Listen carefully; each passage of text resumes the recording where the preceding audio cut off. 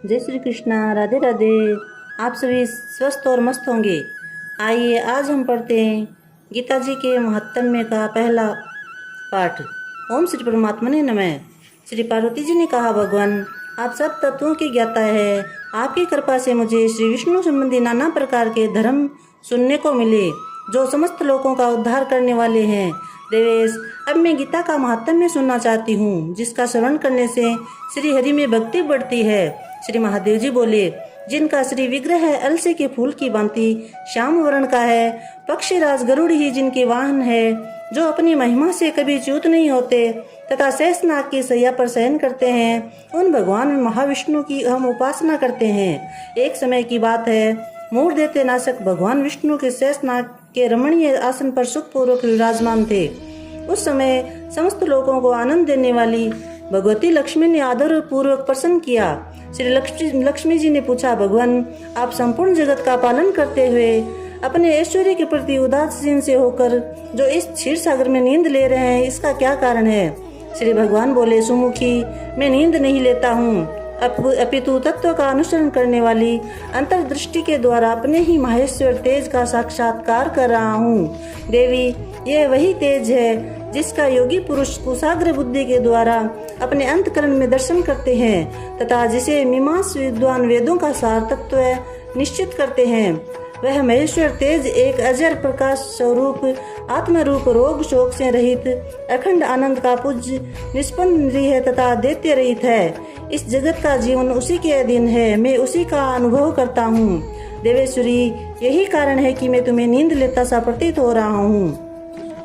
लक्ष्मी जी ने कहा, ऋषिकेश आप ही योगी पुरुषों के ध्येय है, आपके अतिरिक्त भी कोई ध्यान करने योग्य तत्व है, यह जानकर मुझे बड़ा कौतूहल हो रहा है। इस चराचर जगत की सृष्टि और संहार करने वाले स्वयं आप ही है। आप सर्वसमर्थ है। इस प्रकार की स्थिति में होकर भी यदि आप उस परम तत्व से भिन्न है तो मुझे उसका बोध कराइए।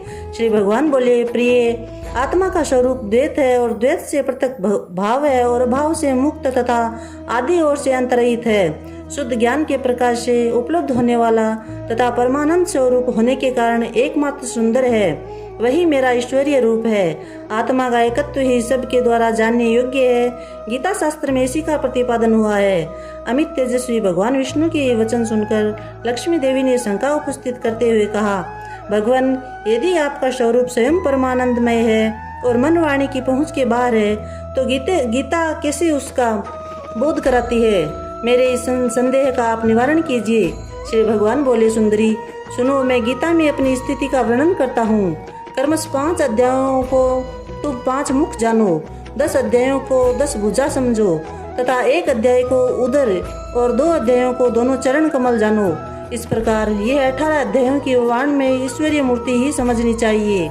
यह ज्ञान मात्र से ही महान पातकों का नाश करने वाली है। जो उत्तम बुद्धि वाला पुरुष गीता के 1 या आधे अध्याय का अथवा 1 आधे या चौथा श्लोक का भी प्रतिदिन अभ्यास करता है, वह सुशर्मा के समान मुक्त हो जाता है। श्री लक्ष्मी जी ने पूछा, देव सुशर्मा कौन था, किस जाति का था, किस कारण से उसकी मुक्ति हुई? श्री भगवान बोले, प्रिय, सुशर्मा बड़ी खोटी बुद्धि का मनुष्य था। पापियों का तो वह शिरोमणि ही था।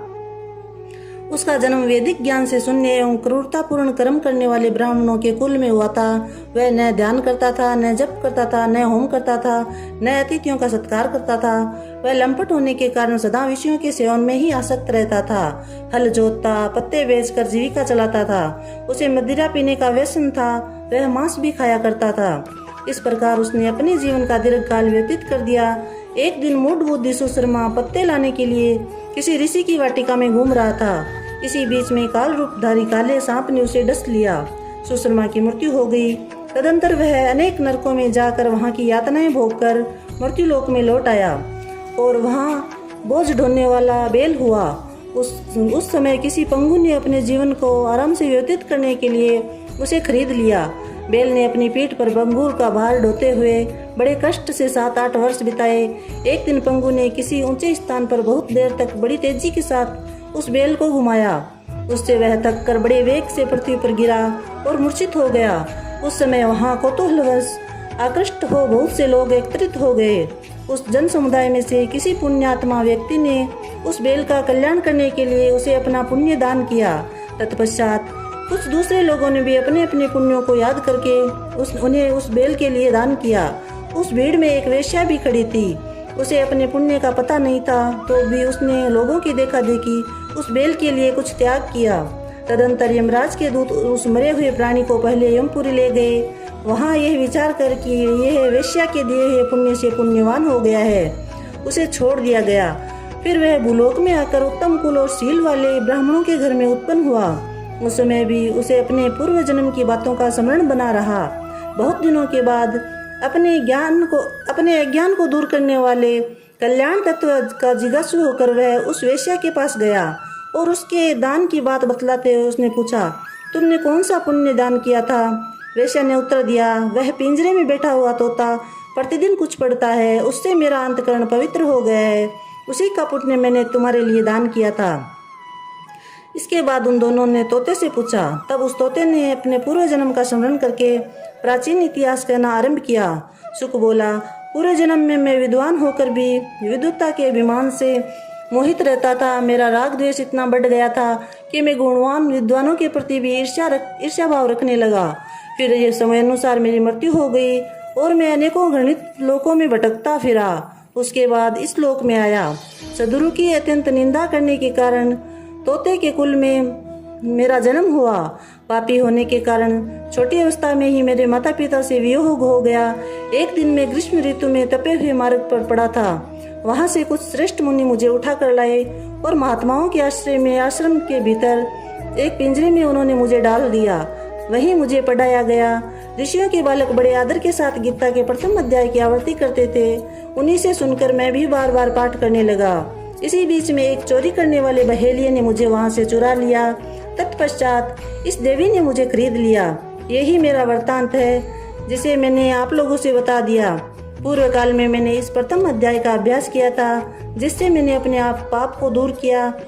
फिर उसी से इस वेश्या का भी अंतकरण शुद्ध हुआ और उसी के पुण्य से ये द्विश्रेष्ठ सुश्रमा भी पाप मुक्त हुए हैं। इस प्रकार परस्पर वार्तालाप कर और गीता के प्रथम अध्याय के महात्म्य की प्रशंसा करके वे तीनों निरंतर अपने अपने घर पर गीता का अभ्यास करने लगे। फिर ज्ञान प्राप्त होने करके वे मुक्त हो गए। इसलिए जो गीता के प्रथम अध्याय को पढ़ता है, सुनता है तथा अभ्यास करता है, उसे भव सागर को पार करने में कोई कठिनाई नहीं होती। बोले श्री कृष्णचंद्र भगवान ने की जय। जय श्री कृष्णा। राधे राधे।